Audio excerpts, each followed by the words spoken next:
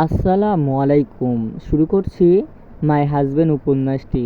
লেখনীতে সামি, গল্প পাঠে আমি জাহিদ হাসান। পর্ব ৩৯। আনিয়া সিঁড়ি দিয়ে নামতে নামতে মুখ বাঁকালো। শেষ সিঁড়িতে এসে পা রাখতেই মাথাটা কেমন চক্কর দিয়ে উঠল। তার সামলাতে না পেরেই পড়ে যেতে নিলে শক্তপোক্ত পুরুষালী হাত পিছন থেকে আগলে ধরল। ছোট্ট ফ্লোর, আর ইউ ওকে বেবি? প্রহলের উত্তেজিত হয়ে আসে কণ্ঠে জিজ্ঞেস করে। আনিয়া মুখ হা করে বড় করে শ্বাস টানে। কিয়তো ক্ষণের জন্য গা এলিয়ে দেয়। প্রহেল আনিয়াকে বুকের মাঝে ঠেসে ধরে, এক হাতে ছোট্ট মুখটাই তুলে চিন্তিত গলায় শুধায়, আর ইউ ওকে?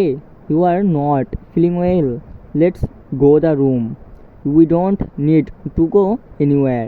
আনিয়ার চোখ বন্ধ করে মুচকে এসে প্রহেলের হাত চেপে ধরে সময় নিয়ে রয়েস হয়ে আস্তে করেই বলে, আমি ঠিক আছি, নিয়ে চলুন।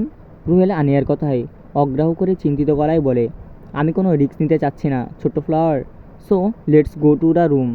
কথার এই পর্যায়ে এসে আনিয়া ছটপট করে নামার জন্য প্রহেল ছাড়ে না। চোয়াল শক্ত করে চেপে ধরে আনিয়ার বাহু।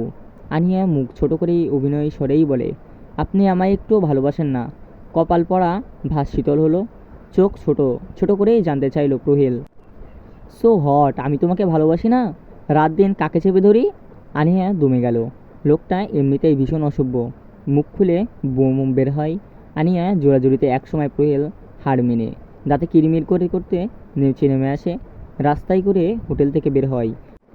আনিয়া সামনে হাঁটছে, তার পিছু পিছু প্রহেল। জায়গাটা আপাতত নীরব, লোকজন কম।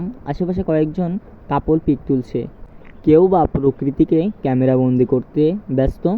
এইভাবেই সারাদিন পার হলো ঘুরে। দুপুরে হালকা খেয়ে আবারও ঘোরায় মনোযোগ দেওয়া হলো দুজনের। ধীরে ধীরে পশ্চিম আকাশে রক্তিম অভায় রঞ্জিত হয়ে উঠল। অস্তগামী সূর্যের শেষ আলোয় মালয়েশিয়ার বিস্তৃত সমুদ্র জুড়ে সোনালি রঙের মোহময় আবরণ ছড়িয়ে দিল। দূর দিগন্তের পাহাড়গুলো ক্রমশই সন্ধ্যার আবছা আধারেই মিলিত হতে লাগলো।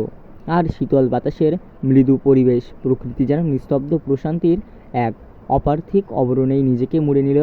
আনিয়াকে নিয়ে হোটেলের দিকে আগাচ্ছে প্রহেল। সারাদিন হাঁটাহাঁটি করে এখন বেশ ক্লান্ত লেগেছে। এটাই বোধহয় ঘুরতে আসার ফল। আনিয়া দিব্যি হাঁটছে, আশেপাশে পরখ করে রাতের সৌন্দর্য দেখে ব্যস্ত। হোটেলে ঢুকতেই এমন সময় প্যান্টের পকেট থেকে মোবাইলটা একটু উঁচু শব্দে বেজে উঠল। কপালে ভাঁজ থেকেই বিরক্তি নিয়েই ফোন বের করলো। নিষাদ লেখা। ওখানে সব কিছু ঠিক আছে? প্রহেল প্রশ্ন নিঘাত উত্তর করতে পারল না।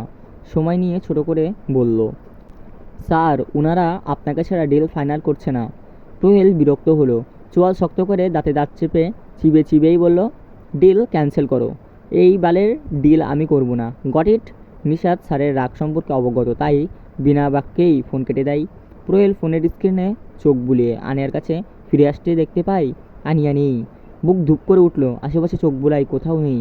জোরে জোরে ডাকলো, ছোট ফ্লাওয়ার কোথায় তুমি? কোনো শব্দ এলো না। প্রহেল চিন্তায় বিনোদনে আবার ডাকলো, what happened? Talk to me, I am calling you little flower. না, এবারও কোনো শব্দ এলো না। তাই ছোটো ফ্লাওয়ার কোথায় গেল? সে তো ফোনের কথা বলার জন্য একটু সাইডে গিয়েছিল। যাবার আগেই বলেছিল এখান থেকে যেন এক পাও না নড়ে। তাহলে কোথায় গেল? এখানে সব কিছু চেনে না। আনিয়া প্রহেলের যেন দিশেহারা হয়ে গেল। চোখ লাল হয়ে আসছে, বুকের বাপাশে সূক্ষ্ম ব্যথা চিনচিন করছে। এখানেই শেষ মাই হাজবেন্ড উপন্যাসের ৩৯। এখানেই শেষ। পরবর্তীতে যদি আর কোনো পর্ব আসে তখন দেওয়া হবে। গল্প কিন্তু রানিং। এখানেই শেষ। আসসালামু আলাইকুম। আর এতদিন পাশে থাকার জন্য সবাইকে অসংখ্য অসংখ্য ধন্যবাদ। গল্প যদি আবার আসে ইনশাল্লাহ এই চ্যানেলেই দেওয়া হবে।